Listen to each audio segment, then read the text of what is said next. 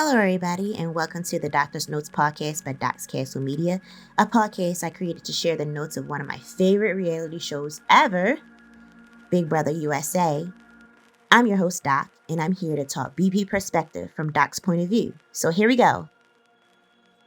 Let's discuss last night's episode. Last night's episode was the HOH competition, the second HOH competition of the season. And it started in the Scaryverse. Boo! I guess that's supposed to be my little impression of a ghost or whatever. But yeah. We start off the episode in the Nether region. First, let me talk about this competition, or let me talk about the production of this episode. The production of this episode was very extra. I think the competition was really animated. They never really been this animated, I think, before in past seasons. I mean, yeah, they've been animated and created like little trailers and things like that, but this was some off the wall type of acting. Like on the show, you was watching their facial reactions. They were really on here, like they were trying to, audition for the next Nightmare on Elm Street for real. Like it was really dramatic. This competition. So I just want to bring some attention to that because, yeah, it definitely looked like they were trying to do a mixture of Nightmare on Elm Street and Friday the 13th with this, the Nether Gorgon going after everyone in the scary verse. Or this wasn't even a scary verse. The competition was of the scary verse. But they were in the Nether region in this competition. So, yeah.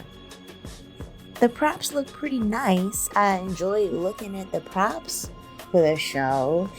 But, yeah. I think this was really extra. They drag in the show. We could have had a lot more dialogue or, game talk and stuff.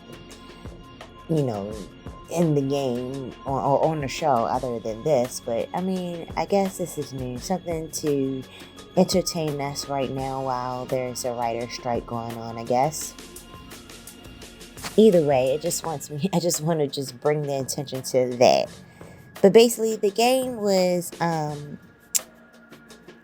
basically beat the Nether Gorgon. That's what I'm going to call it because I missed what the actual name of the game was. So it's beat the Nether Gorgon. And it was just basically the Nether Gorgon was chasing them. He would give you clues about where he wasn't going to go, or where I guess what they were trying to do. I don't know what exactly they were trying to do. They were just trying to find the door to the HOH room. That's what it eventually wound up being. And he would catch everyone if you weren't getting his clues correct. So eventually the person who won the game was Heism. Heism won this HOH, and I want to name him this week's MVP because Heism is playing this game, man. He is playing this game. We already know Heism is the head of the Professors Alliance at this point. So he's already been the MVP player in the last episode because of the moves that he's played in the last episode. But Heism is also becoming a major threat now. He keep winning competitions, not letting anyone else get the opportunity to win at this point. And now it's like he's going to have to keep playing and keep winning competitions because he's making himself such a threat. I don't think it's a smart idea if he ever chooses to throw a competition in the future. And Jared came so close to winning the competition.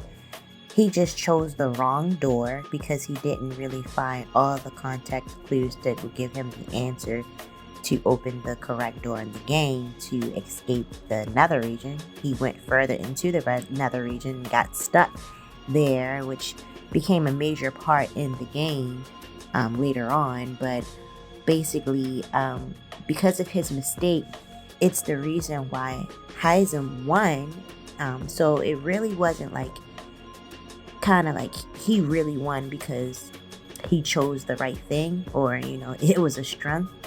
It was because of Jared's mistake. I would say Jared still played a major part in this episode, though. Because of his mistake, he was given a secret power later on when he came back into the house that would summon someone to go into the Nether region in place of him for the week.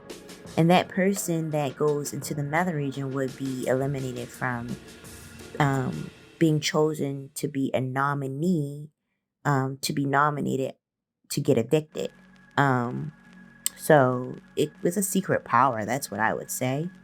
Only thing that wouldn't make it a secret power to me would be the fact that the Nether Gorgon doesn't allow you to sleep in the Nether region. And that's what Jared says when he came on the screen. He revealed that that's where he was. He was just like, you can't sleep. So I think that is what makes it suck. So I guess it would be just like being a have-not, because you're just not in the game. You're just, I guess, sitting in a room. I wish they would just show us where they are.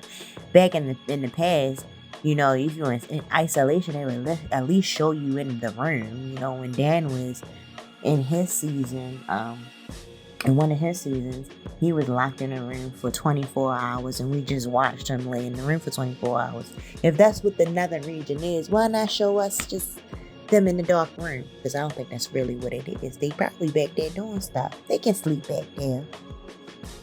But that secret power definitely can be a benefit in the game. And I think Jared used it to his benefit.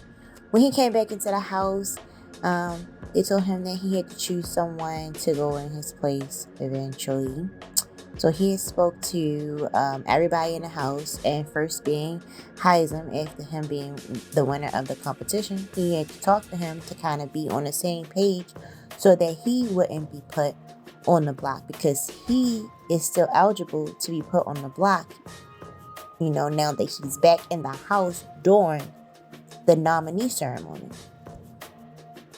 Heisem tells him who he doesn't want him to send to the Nether region, because these are the people that he considers his choices to be put on the block, which is Riley, and Cameron and Matt. He doesn't want Jared to send them to the Nether region, because that's who he is basically targeting this week. So Jared takes that in consideration. He really wants to send his mom to the Nether region, because it'll keep her safe at least, but he's not really even working on her side, so it's best to send somebody that's on the side that he's working with, which is the younger group of people, so that it will make the illusion that he's really working with them. He's working on both sides of the house, actually. But because nobody knows that he's working with her except for Izzy, he's opting out to choose someone that's on their side. So, who he chooses to send to the Nether region was Jag, which makes him safe from being eligible to be nominated now. So Jag is basically, safe.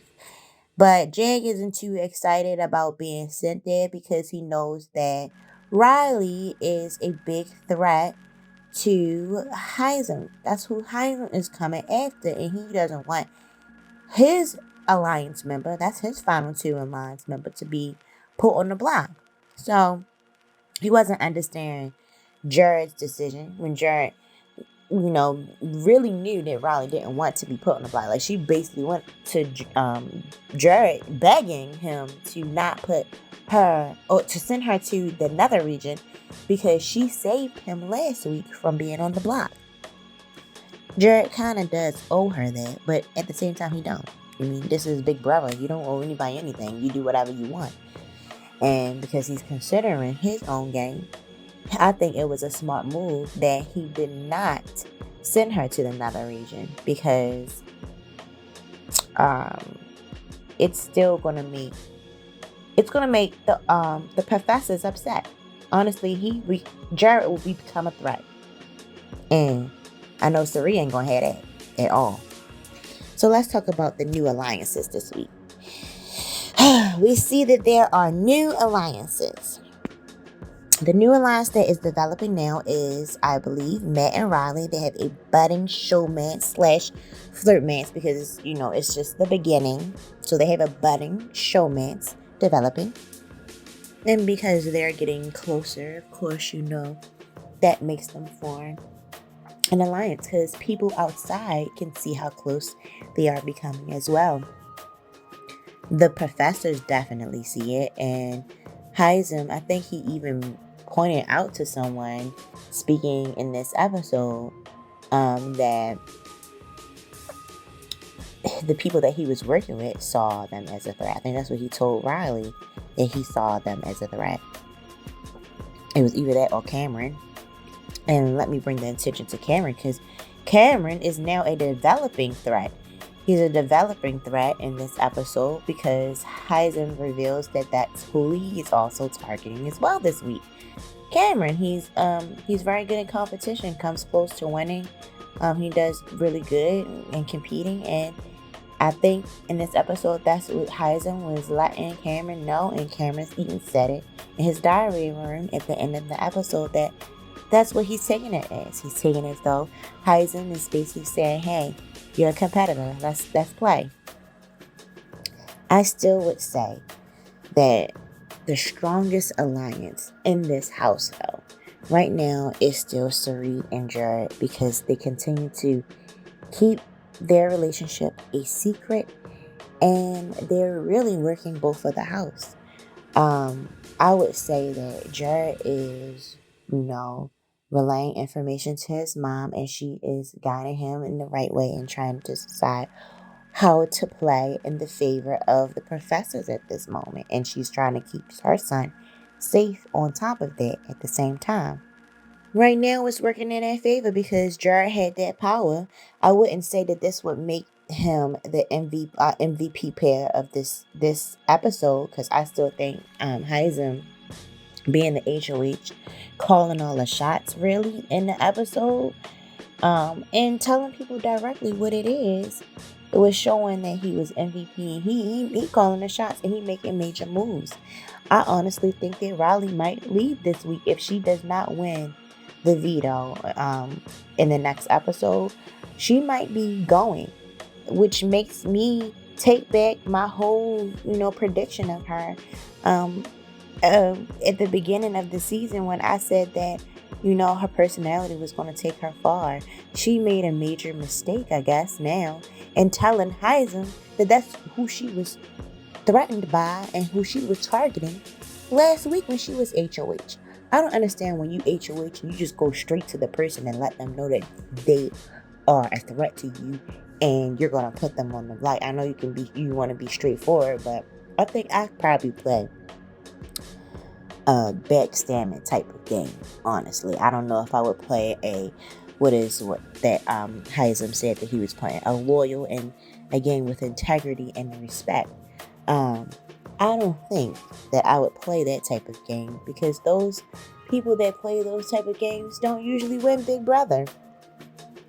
I guess the only person that probably will win a loyal game so far has been Taylor Hill, and that's because she really ain't have no choice. They thought she was lying in the game last season, so she had no choice to be honest and be her real self. She did not do any backstab, and she really did play an honest game last year and won, and made sure that she said that in her speech when she did do her plea for the votes at the end for the jury. But to blatantly tell everyone in the game, it's the second week, you HOH, and you just like, this is the type of game I'm playing. I think his honest game is going to eventually take him out because he's such a huge threat. And he literally told everyone exactly who he's going for and not just one person he's going for. He coming in too strong. Coming in way too strong. But he's still the MVP this week because he giving me something to watch and I enjoy it. Going through the Twitter updates, when I sign on Twitter says that Heisem is taking an old school approach with his gameplay, and I think it makes it a bit more refreshing if people are saying that, because it's not the same as it's been the last couple of years when we see that he's taking an old school gameplay. But I mean, people also are saying that they don't want to see that. It's already been done before. One of those people that said that he is taking an old school game approach that they are not in agreement with is Frenchie from season 23. And as soon as he says it, we see replies from people talking about, why is he even speaking? Why does he even think that he can have such an opinion about Heism?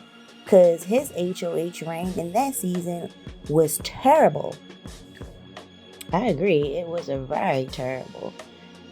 But, he is entitled to have an opinion, guys. He can have an opinion. The other strong alliance in the house right now is the Professor Alliance. The older alliance is taking the younger folks literally to school this season right now. The way that Heisem decides to talk to people in his HOH room literally is like he's lecturing them, teaching them a lesson about, you should never put me up, you should never decided to make me your target. Because he wasn't even on the block. How in the world is he even there? And he was never even on the block. He just trying to go after people before they get him. He really taking them people to school. And then even watching this episode and watching Felicia talking to Heisem outside when they having private talks together, they just look like they about to be the two godfathers in the house this episode. Trying to make the decisions of who they should target this week as a group. The professors are literally taking these young folks to school. So we ended the episode with Heisem deciding to put Riley and Cameron on the block. And Riley was upset. She thought that she could trust Jared a little more because, she took him off the block, but I think she feels that a little personal. It was a personal attack. She doesn't really feel too safe now with her game decisions when it comes to, working with Jared a little bit. I think if Jared had needed her back, at some point in this game, she won't have his back in the future because of what he did.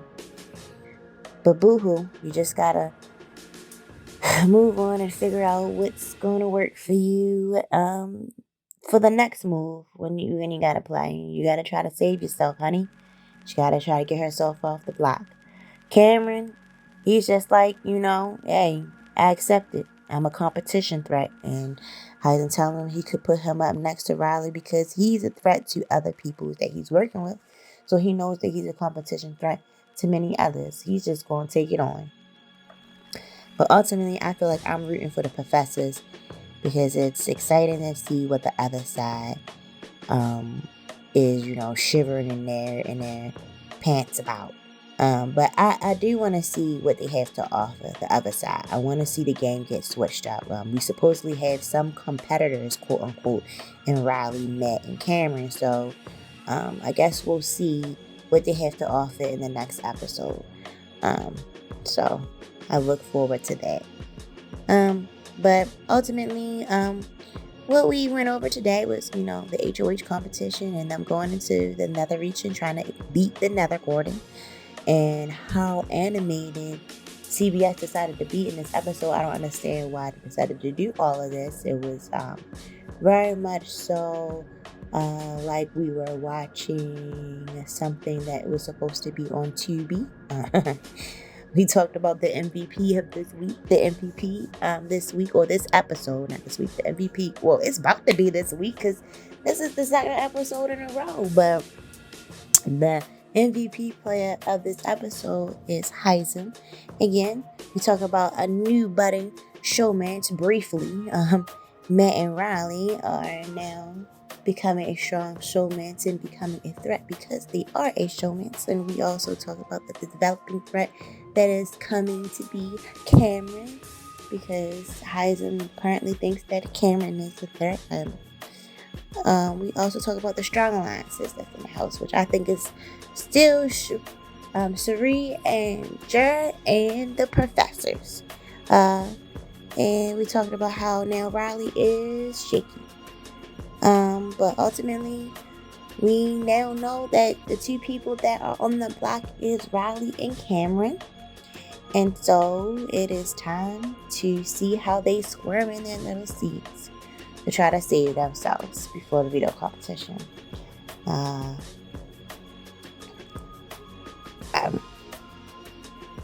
We just hope that it's way more to offer, just way more to offer. I hope that the veto competition in the next episode won't be so Disney Channel when we watch it on Wednesday, but we'll see. Either way, that's it. It was a good episode, guys. Catch you next time. Thank you so much for tuning into the Doctor's Notes podcast. I hope you enjoyed today's episode, and if you found value in what you heard today, don't forget to subscribe to our podcast and leave us a review on your favorite podcast platform. For more updates and Doc's Castle content, follow me on my social media. You can find me on Twitter, Instagram, and Facebook at Doc's Castle. If you have any questions, suggestions, or topics that you'd like to cover in future episodes, feel free to reach out to me via email at docscastlemediainfo@gmail.com. Remember, your support means the world to me, and I'm grateful to have you as a listener. But until next time, peace out.